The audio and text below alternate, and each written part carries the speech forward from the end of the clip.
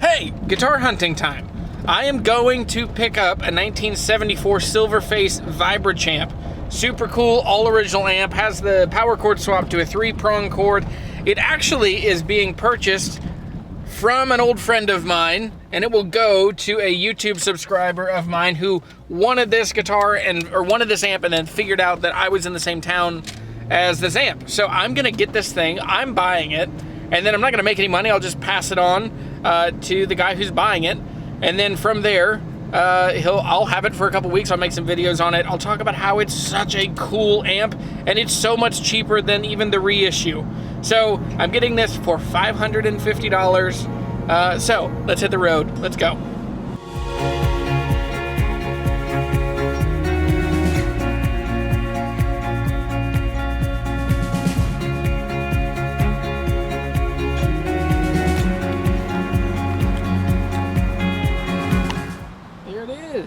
Man. Hey, pretty good. Good to see ya. Yeah, man, long time. Hey, this is Adam. So Adam, this is a weird story. I saw this, I wanted to buy it because I'm visiting for a couple weeks, and then one of my YouTube subscribers was like, hey, there's this totally cool amp, can you get it? And then I can't take it for a month, so I'm gonna take this, I'll buy this. I'm not making any money. Looks like he's $550 as well. But yeah, it's just funny. So anyway, but I remember it was this parking lot that I bought a Martin 015 from you. Anyway. Yeah, man. That's crazy. Yeah, I missed that guitar.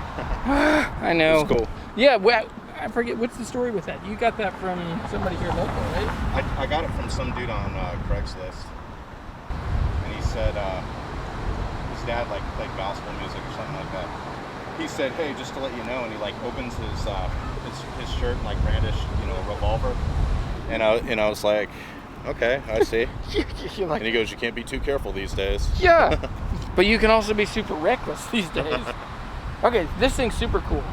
So, yeah, take a look at it. I had to dust her off. But yeah, the original. It's got the original foot switch. Okay. Cool. Down in here. Still works. Okay, and then 3-prong. And then yes, it's got the 3-prong cable. Cool. Yeah. Dude, these are so good. Works and everything. And these they didn't really change the circuit until 75 or something, 77, 66 all the way through. Vibro Champs are Vibro Champs. I'm kind of curious to try the reissues. It's like a 68. Have you seen those? Yeah, I don't know about the reissues if they're hand wired or if they're PCB or what the I think they're PCB. Yeah. They'll be like the 68 deluxe reverbs, which those are okay. Yeah, on this one, the serial. It's weird because it's kind of smudged here, but if you go by the serial, there's a little serial number chart or whatever, and I think this dates to a 73. That's what I checked it yesterday. Okay. I think it's a 73. Adam, you're selling this. What else are you getting? Well, I recently got a 2-rock classic reverb signature. Dude, how cool is that? It's amazing. And it looks like a Dumble. You sent me the picture. Yeah, it's got some cool little custom things about it, but so cool. It's a great amp. I wish I would have got one a long time ago. Yeah, and you also have that amazing gold top.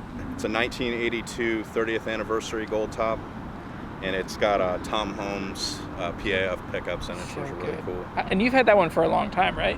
Yeah, I want to say I've had it maybe 6 years. Okay. It's just so cool and checked up, and I love that it's a reissue, and it's 30 couple years old now. Or, I know, yeah. Up 41. It's sad when the reissues are vintage, right? Yeah. I have a pink Paisley that's an 85. Okay. And it's it's a reissue, but it feels real old, and it's cool. So yeah, those are awesome. Cool, Adam. This is so fun, man. Good to see you. All right, man. Cool. I'm super excited about this. All right. Appreciate it.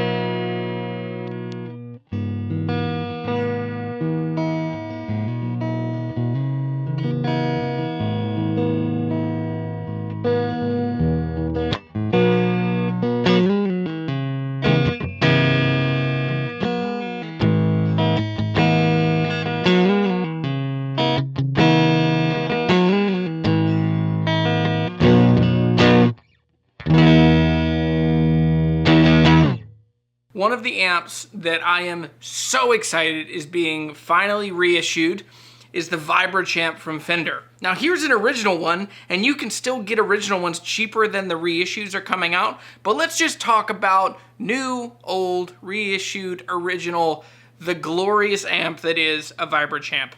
First, they are tiny. They are so small, small speaker, small amp, but they pack such a roaring punch.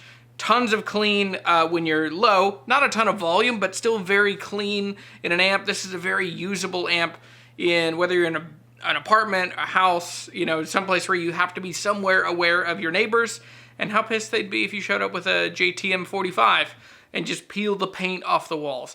This amp is like sparkly and clean up to about 4 or 5. Then you start getting some really good squishy, compressed, gritty, and then you get all the way up. I dimed this thing, and it's still not super loud. I didn't need hearing protection, and I still have some hearing loss, so I'm more sensitive to really loud guitars than other people. But I had this thing dimed, and it just roars and gets really mid-rangey and throaty and very overdriven. Very cool amp. One day I'm poking around on Facebook Marketplace and Craigslist, and I see this amp show up on both of them, and it has different prices, so I can tell that it's whoever's selling it is trying to move it and they're not keeping sync. So I think it was like 50 bucks more on Craigslist than it was on Facebook Marketplace. And I was thinking about it, but there were other things that were a little more interesting to me. And then I got a message from one of my YouTube subscribers and Instagram followers, and he said, hey, there's this super cool amp. I think it's close to you where you are in Louisiana. And what's funny is, man, it like, all of a sudden he found this amp. He's in Dallas, but he found this amp, you know, 500-600 miles away. And he asked me, he gave me an interesting proposition. He said, if I send you money, could you buy it, hang on to it for a month or so, and then mail it to me? And I said, okay, well, that works for me. It's pretty cool. And then the story gets cooler and weirder and a little thicker. I send the message on Facebook Marketplace, and at first, you know how it's just you're sending through the listing, and then it shows you the person's name that's selling it, or at least I started paying attention to whose name it was. I realized it's my friend Adam. Adam is an amazing guitar player. He has the coolest gear in South Louisiana that I know of. He has the first year, it's a Heritage, I think it's an 81. It's a gold top reissue. It is the coolest gold top. I have tried to buy that from him for years. It is just such a beautiful, wonderful reissue. So I texted Adam. I was like, hey, Adam, I want to buy an amp, but I think one of my YouTube followers wants to buy it. And he's like, oh yeah, I already talked to him. He's like, so yeah, just whatever, whoever gives me $550 first gets it. And so that's the footage that came from the parking lot. That was Adam.